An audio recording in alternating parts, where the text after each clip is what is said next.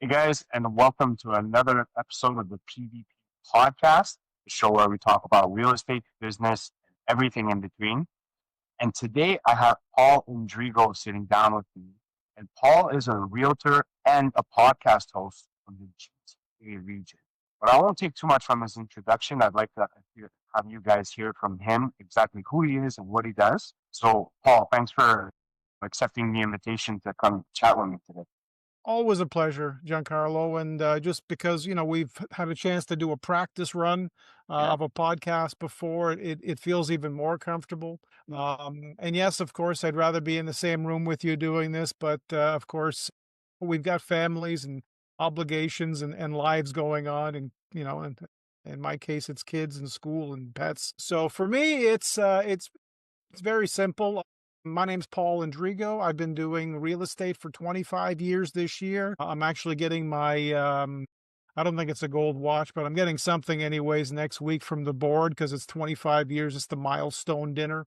So I'm Yeah. getting a chicken dinner out of it. If anything else comes along, I'll let you know. So I've been doing that for 25 years. And again, still learning every day, still enjoying my meetings with clients and watching the market every day. That's to me, that's my newspaper. And then the podcasting side of me started in 2018. And I just decided that I loved podcasts, but I didn't hear anything about what I was doing and definitely nothing behind the scenes because the people doing the podcast were like, no offense, but were people who were like talking about real estate, but not in it. And it's a very different experience, as you know, as an investor. You're the ups and downs, the struggles of the process. So I've tried to sort of do my best to relay that. Again, I've got no business being behind a microphone. I didn't learn anything about journalism or radio or anything like that. The closest thing I was behind a microphone was when I was in a band playing guitar and occasionally singing, which again, I had no business singing either. So for me, podcasting was uncomfortable,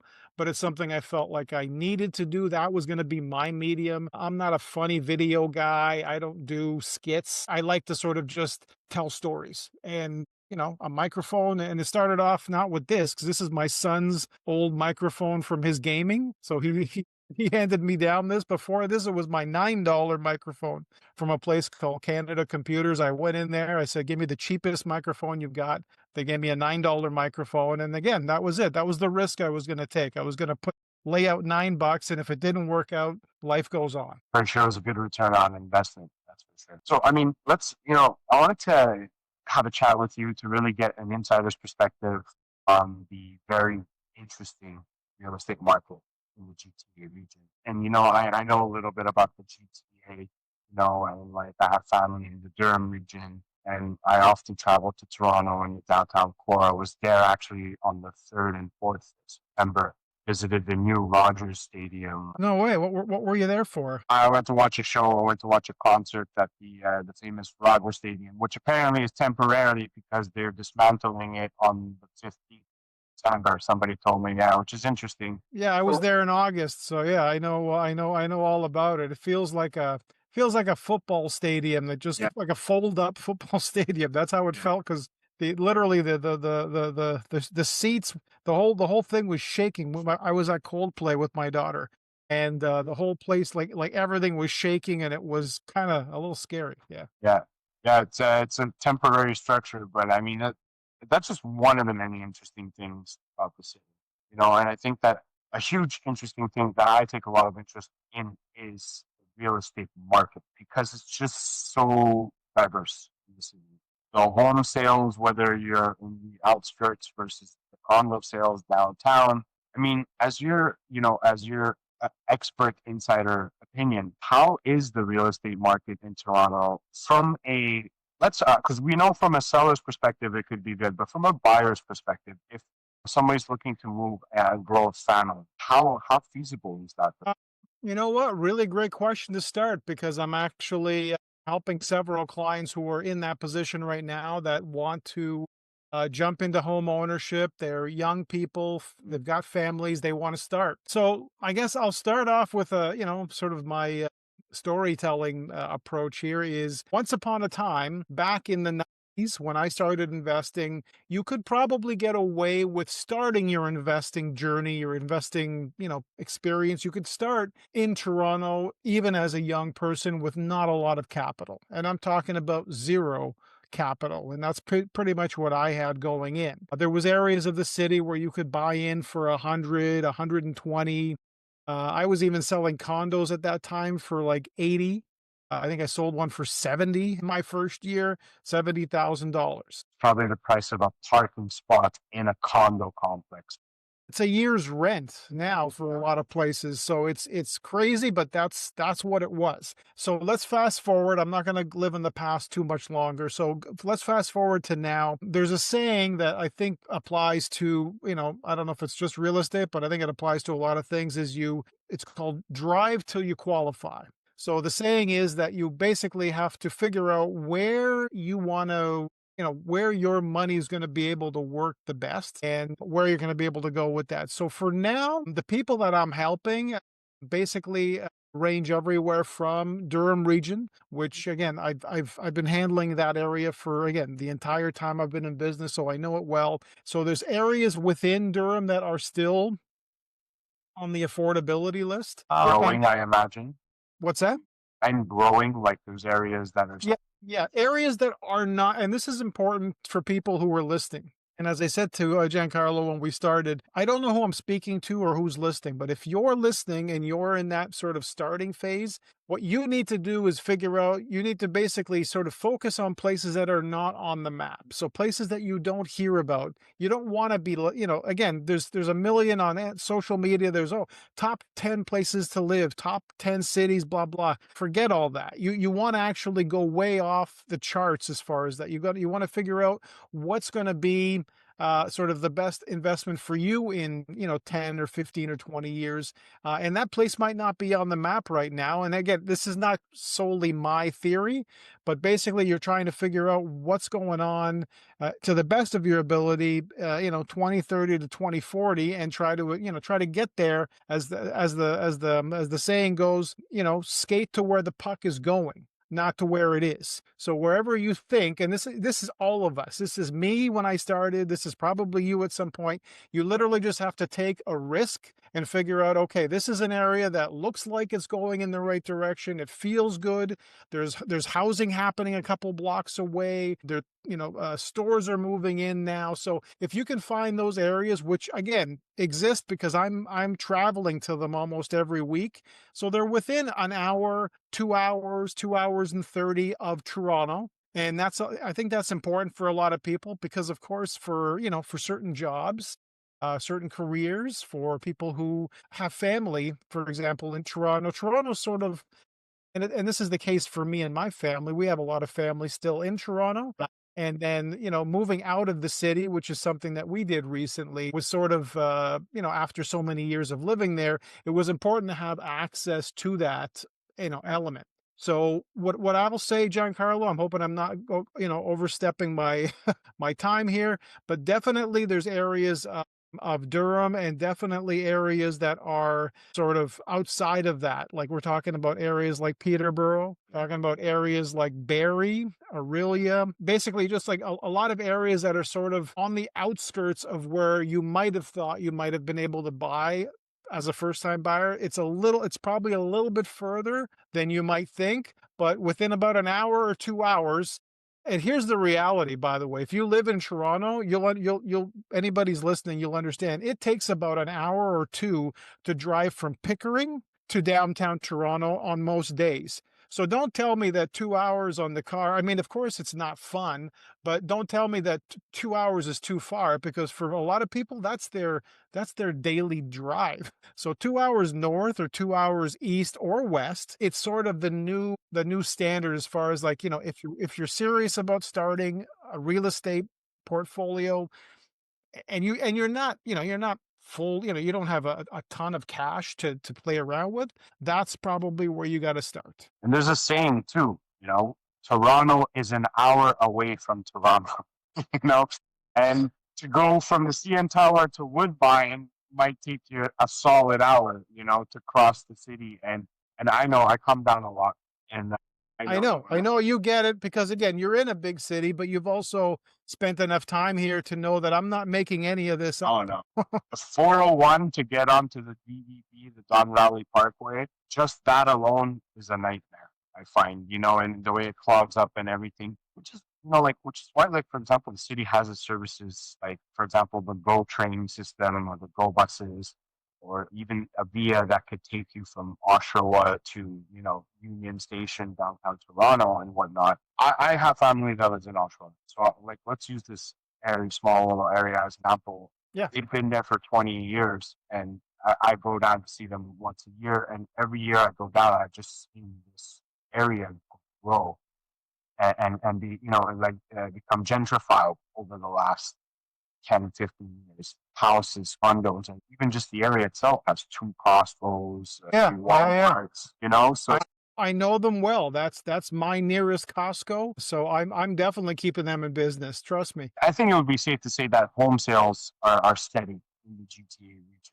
Uh, I would imagine, correct? Well, I guess yeah. When we're talking about home sales, obviously in our stats system, we basically have you know all the home types includes Yeah. townhouses and condos. So the best way to describe it is homes. If we're saying homes, then we're talking about detached homes, semi-detached homes, and that's it. There's really just those two. And then the other type of home, which again is still a home, it's still someone's, in a lot of cases, is people's preferred way, is a townhouse and then condos. And of course, yeah, as you said before, and a lot of people are obviously well aware, condos have definitely shifted in terms of their, I guess, their Um, the sort of the easy decision. Like for a lot of people, it was, oh, I'm just going to buy a condo. That's it's a simple decision. I'm probably not going to lose money. The reality of it is, like in 905, for example, the 905 area outside of Toronto GTA, condo values dropped 10% on the most recent stats. that's outside of GTA. Outside, that's outside. It was only, I'm not gonna say it it's not a good thing, but it was a 2% drop in Toronto, but it was a 10% drop outside. And of course, a lot of that has to do with a lot of people sort of jumping into condo ownership a couple of years ago. And then of course, a lot of people just deciding that they weren't going to be a replacement buyer for those properties. And of course, as a result, too much inventory, not enough buyers, and bad things happen. I think one thing that didn't help any market in Canada, or at least the main markets, right? Montreal, Toronto, Vancouver, was the foreign buyers tax at one point. I know that here in Montreal, in the downtown core, 90, maybe 85% of the investors were coming from elsewhere, Middle East, China, a lot of Asian buyers, a lot of Arabic buyers, right? But then as soon Oh as yeah. the foreign buyers, and I was working 18 during the height of condo sales in downtown core. I was working on a very popular condo project, right? And I remember doing the launch of phase two, and it was 9%, 9 out of 10 contracts that I would sign were foreign national buyers. The minute they put that tax on, the activity started to die down. Yeah. And like I know Montreal took a hit with that too, right? And then they added, for example, a lot of these investors were buying these condos in the downtown core to rent to universities. People that would come from out of province, out of country to study at McGill or Concordia, and then they made a certain rule academically affecting the number of foreign students that would come to study here, and that affected the condo markets even more. And so I don't think that shift helped. No, that whole thing was a house of cards waiting to fall. And just from the education standpoint enough, and don't get me started. I mean, I've got kids in the education system, so I've got money on the table. I've got, people that I love that are being affected by this just stupidity that's going on. People running, and again, I'm not saying any specific person, but the people running the education business and I'm going to probably get us in trouble by saying those two words together, education business. I'm not supposed to say that, but I'm saying it because it's a business, and I'm saying it because sports is a business. I'm saying it's because politics is a business. Education, unfortunately, is a business, and when they decided to let an unnatural amount of people into the system, and of course, not prepare in any way in terms of proper housing or anything else like that. There was no preparation. It was just we're gonna improve our targets. We're gonna let a bunch of more people in, and it doesn't matter whether it was right or not. This is about dollars and cents. This is about, and I don't mean just cents in the money sense. I mean cents in actual SENSE. So did it make sense to do all that? Unfortunately, this is sort of where, again, I might have an argument with people about this, but definitely there was too much going on. And as a result, again, a lot of programs had to be removed in almost in like there's some entire colleges that have lost their status because again, they weren't able to support those kind of numbers. And of course, everything goes back to, of course, for those people who were investors before and, making it even harder for them. So yeah, there's so many variables, Giancarlo.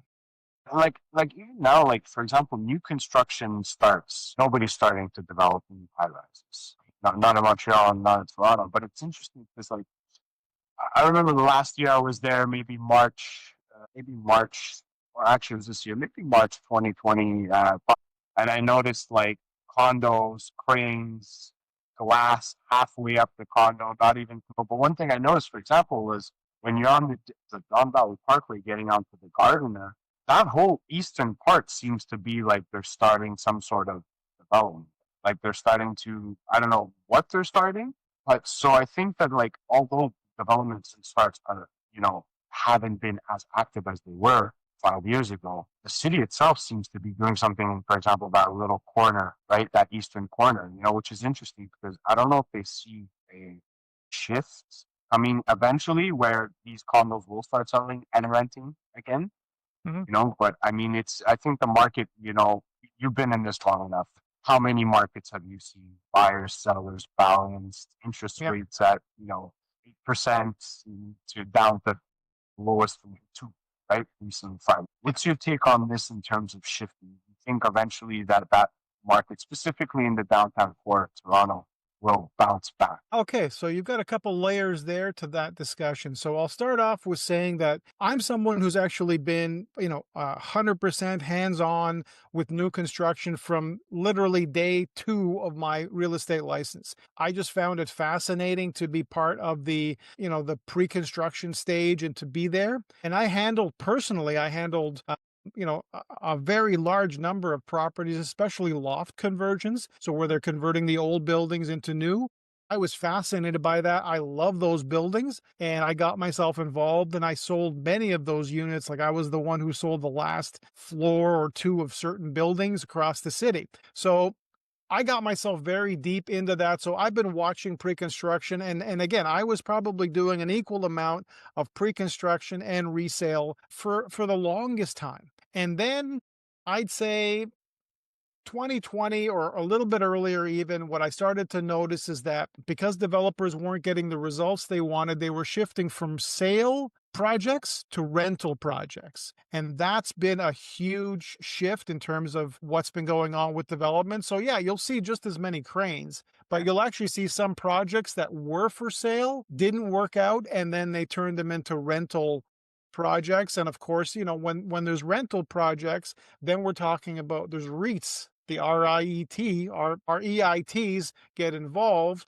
and it becomes a different beast. And it And then there's changes like and it changes the whole associations. community, by the way. It changes the whole, and again, also something I've gotten into trouble with on my Facebook groups when I've discussed the fact that I believe it should be a sort of an even split, 50% owners, 50% renters, if you're going to run it that way. So, but the REITs, obviously, they don't function that way because they wouldn't make enough money just renting out 50%. So they want the whole building as a rental building, which hasn't always, by the way, worked out so well. There's certain parts of Toronto, and I'll name two, Regent Park that had to be completely redeveloped because they just did it wrong. It was all rental and there was no, no opportunity for ownership, no giving anybody the chance to be an owner.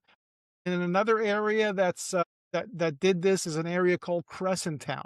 I'm not sure if you're familiar with it, but it's in the east end of Toronto. These are both in the east end technically, but this is in the sort of the Scarborough area. And basically, they built these huge luxury condos. And if you look at the ads, if I show you the 1970s ads, which I have, of how they were going to market it, it sounded like paradise. It was going to be built on a ravine and all this green space, but then they went and did that same thing. They made it as all rentals in some areas, and because of that, it changed sort of the outcome. 20, 30 years later, a lot of those people just, they had no ownership. There was no pride of ownership in certain buildings, so a lot of bad things happened because people just sort of didn't care anymore. I mean, I will agree with one thing.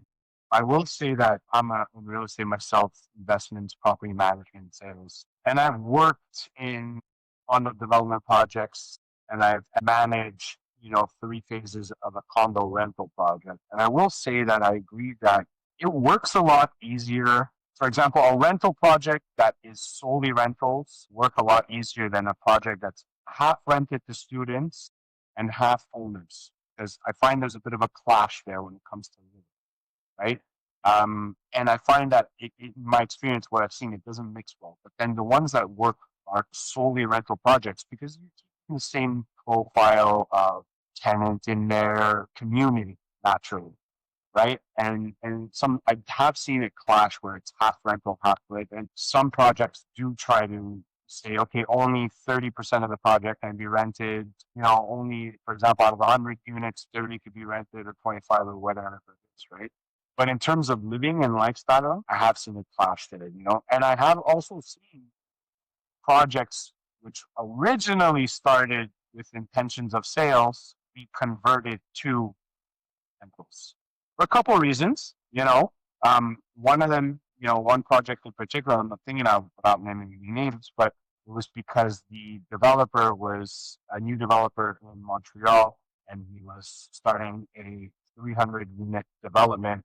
When he started the development, he realized that there was a certain type of tax that needed to be paid if you're building a project specifically for sales, but there wasn't that same tax if you're building a project for rentals. So his whole construction business plan changed. It went from building 300 units to sell to building 300 units to rent, Yeah. which is where the REITs come in, right? And Yeah. investors and strategies like syndication. One other thing I will say about Toronto, there seems to be no shortage of capital in the city as a whole. I mean, we were just talking, right? You built a temporary stadium, which is essentially, three big bleachers and a stage, but you built a temporary stadium just to host shows this summer. And another way I like to see it is Toronto to New York City, Canada. It's the business hub of Canada. So there's always something going on. And if you don't Yeah. believe me, they've got a team in every sports league that you can think of, right? Yeah. Even baseball and basketball, where there hasn't been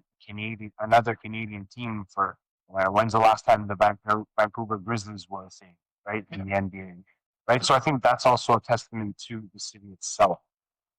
In terms of the real estate market, it's just, I mean, I see the news and I read the articles and everything, and it's just specifically for the condo market. I think that's the one that's taken the hit in the GTA, because a different type of clientele from homes, from the city. What do you think is in store for GTA and the real estate market in general in the area, whether it be houses or condos, or even with, for example, banks and their interest rates? What's your take on those people? Well, yeah, and obviously, again, I don't want to be another guy on a podcast with my sort of wild speculations, and of course, I'd like to say certain things that will help us both get a lot of coverage from our podcast. But I can only tell you things that are in some cases so boring, but it's reality. So what I tell people, and this is not to correct you at all, but this is just anybody listening: do not believe the media. And in terms of what I mean by that is that if you see a Toronto real estate story, chances are it's not a Toronto, it's a Toronto story, but it's not about Etobicoke. It's not about Scarborough. It's not about Forest Hill. It's not about Oshawa, if it's GTA. So if it's a Toronto or Durham or York region or Peel or Halton, and those are sort of the five zones, you've got to be willing to dig deeper. And as far as like trying to figure out, what's happening in the future, one of the reports I just did this morning was I was looking at, and I learn, by the way, more from other people than from just sort of reading about what to do. So I follow Miami realtors on LinkedIn, and I love their updates and how they keep people up to date. So it inspired me to do a review of ultra luxury sales in Toronto and GTA, just to see, what's been going on the last few years. Because it's not something that I look at every day, but it's something that's a curious fact, a curious number for me. And one of the stats that I looked at is that there was over 400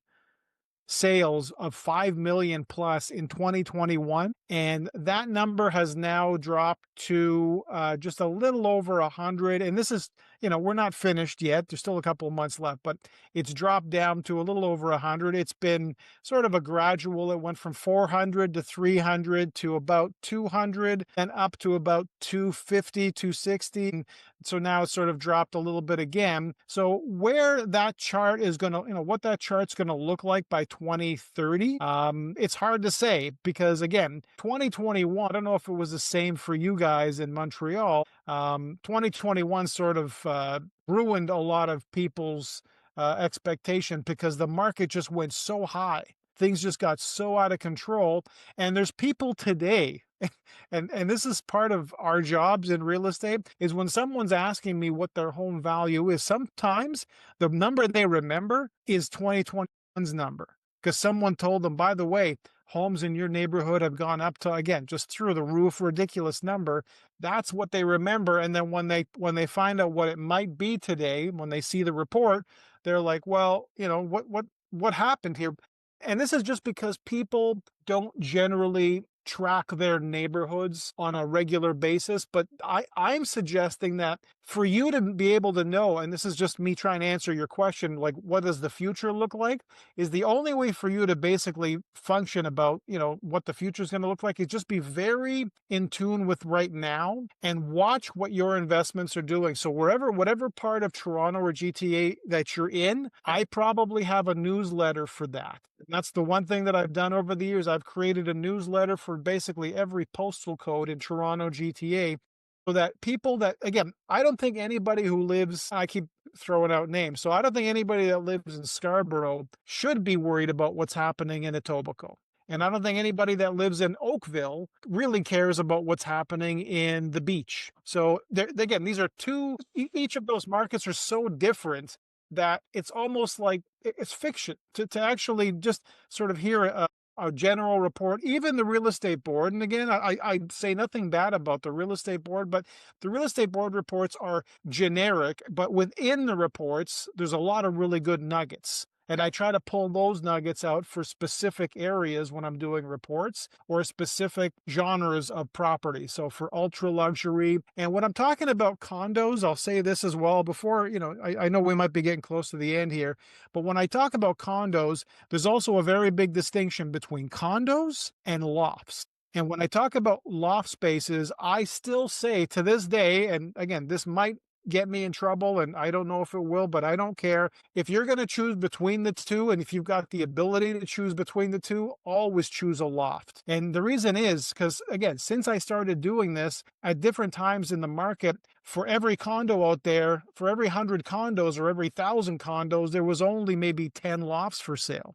So, and I'm talking about real, authentic loft, something with a really great story, something that has a really great history to it, something that people will want to be part of, not just a soft loft, which is just sort of man-made version. There's a big distinction. Again, these details might bore most people to sleep, but if you are involved in the market, you should be interested in this stuff to the point where okay, if I'm going to be investing in a condo, maybe I should be talking to Paul and maybe we should be looking into loft spaces. Again, on, off market, new construction, whatever, but just opening up all those doors. There's definitely a huge difference between lofts in Montreal. When I think of lofts, and I think of one specific project that I managed, and it was an old strawberry jam Oh, factory. yeah, sounds good already. Yeah, where they've converted it into, for lack of a better term, condos, okay, different units and whatnot. I look at this, and it's a loft style with 20-foot ceilings and 2 stories and everything. There's just so much more character to what they're building today as condos. And let's be, realistic too. In the last 10 years, condos have been built. Like when I think of condos in the last 10 years, I think of shoeboxes, right? At large commercial projects, 100, 200 units, very base quality material where, they're building quantity, some of them versus quality. And then Yeah. if I think of a condo, let's say even 20 years ago, you could tell the difference in the material, right? Hardwood floors or engineered wood floors versus laminate or vinyl flooring, you know? And 20 years ago, they were really built more for like families to live. Like I looked at a condo 20 years ago that was built, let's just even say 2010, 3-bedroom condo with 1,300 square feet. Fast forward to 2025, 3-bedroom condo, if you're lucky, will get you 900. You know what I mean? I've taken more square footage, over this, but they're just, when I think of them, there's a few projects in Montreal, that Cherry Blossom. I don't know if you remember those chocolates and little yellow boxes there. Yeah. They recently were, Shut down, and yeah, they recently were shut down. Yeah, yeah. but they've converted a couple of these factories in Montreal too, and into like livable spaces and everything. So there's really there's a different market for different products for sure. And I want to touch up upon the point that you mentioned about the luxury sales. 400 homes over 5 million, and then it's been, gradually going down. All political things aside, do you think that maybe the economy and the politics in Canada are the reason why people are buying less of these properties, investing less into our real estate markets, or maybe moving their money elsewhere? And do you think that that will change too? Because I think it fluctuates. For example, we were talking about the foreign buyers tax, how it slowed down condo sales, and maybe it was not the nail in the coffin, so to speak, but it was a factor that needed to what we're seeing. Well, actually, just in case you're not aware, there's not just the foreign buyer tax that came into play. There's also something else that a lot of people don't think about because, of course, not everybody has a property of this size or of this value. But Toronto also introduced something called the luxury home tax. So there's another tax that goes on top of a property that's over 3 million, and it scales. So if the property is worth more, the tax is higher. So of course these deterrents had some play, but what I do want to make sure is that when I do talk about 2021 stats, and again, any one of us who had property at that time and sold it, and I was one of them, just because being in the market for 25 years, now at the time it was 21, but I was in the market long enough where I knew like this was not going to last. Like things were going just so out of control.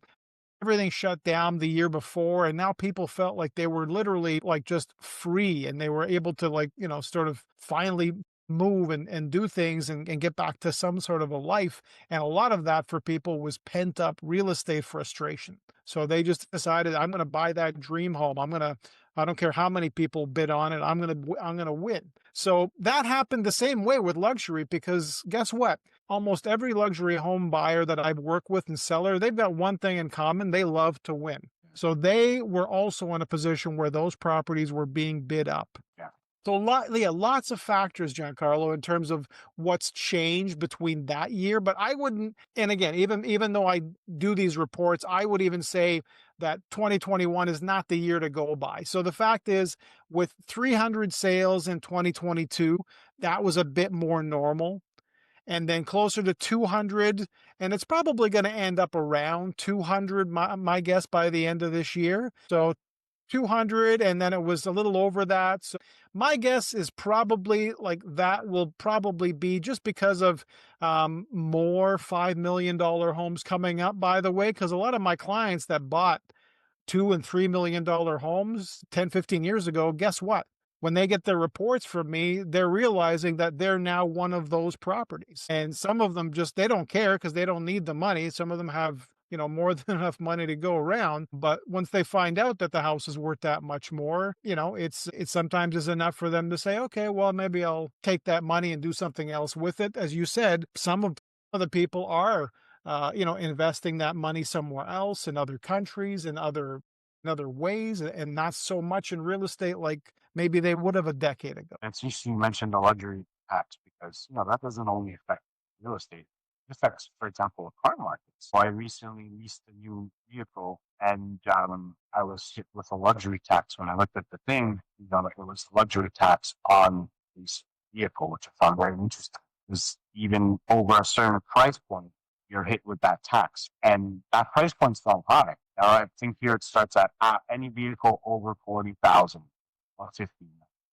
And you know what I mean? You go buy whatever you drive, a Toyota Highlander, 60,000 starting. So, it's interesting. I remember a time in the Montreal market, I'm talking 2015, 2016, when they were really trying to stimulate the sales condos for the big, like, boom. There was certain developments giving away condos at certain promotions. Like, for example, they're advertising buy with $1,000 cash down, and it was to stimulate the sales of the condos, and to help first time home buyers. And it was a very interesting program. It was, you would put $1,000 down. Let's say you buy a $200,000 condo, you would put $1,000 down. Yeah. The developer would then kind of sort of credit you 5%, which would be, let's say, 10,000.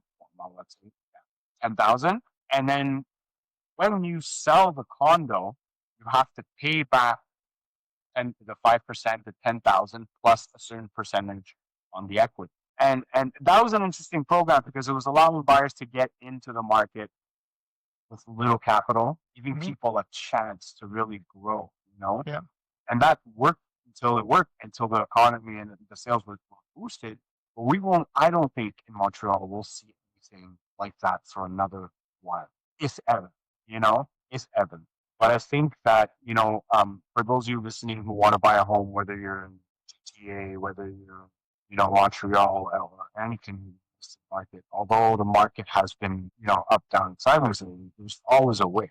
There's, a lot of people I find have given up on the dream of purchasing homes, which is something that I don't think people should give up on, because it is. Yeah, we're on the same page about that. Don't let the media, or don't let, certain, again, big organizations. A lot of these organizations who own rental properties, they're gonna pay a lot of money to tell you that you don't want to own. There's downsides to it and all sorts of things. And meanwhile, a lot of those people that own those big companies of the rental companies, they also own their own homes. So I always tell people, this is sort of my saying, is follow the money. Forget about the words people are using. So listen to you, definitely, tune into your podcast and follow what you're doing, but follow the money.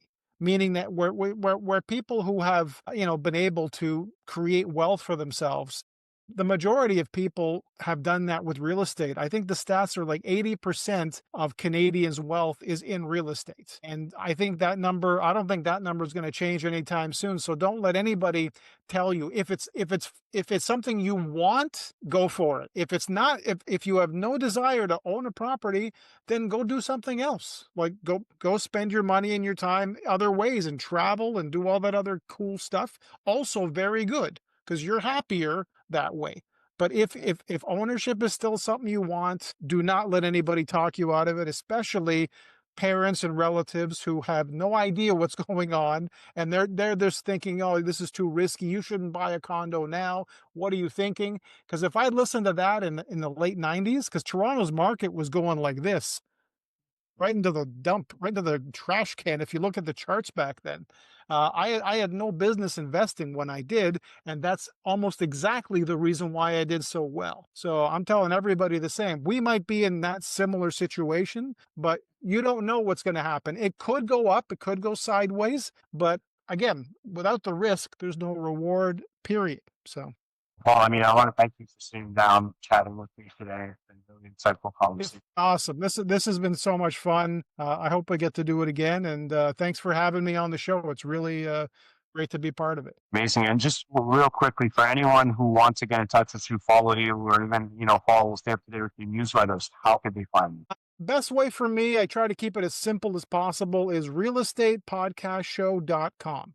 So all those 4 words together.com. That's the best way to reach me. Everything you'll ever need from me is there. I try not to put it in 20 places. My social media contacts, they're there. But realestatepodcastshow.com is my website.